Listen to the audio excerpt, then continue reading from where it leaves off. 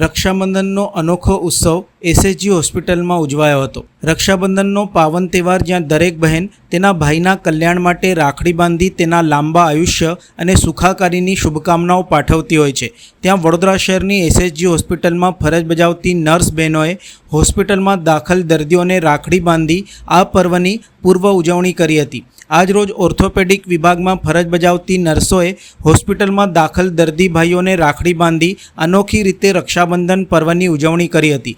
કેટલીક નર્સ બહેનો પોતાના ભાઈઓ પાસે આ વખતે જઈ શકી ન હોય અને દર્દીઓ પાસે પણ તેમની બહેનો આવી શકી ન હોય તેવા સંજોગોમાં દર્દીઓ અને નર્સ બહેનો માટે ભાવનાત્મક સંબંધ ઊભો થયો હતો। નમસ્કાર, હું Salma Multani, vice president train nursing association of India Vadodara branch.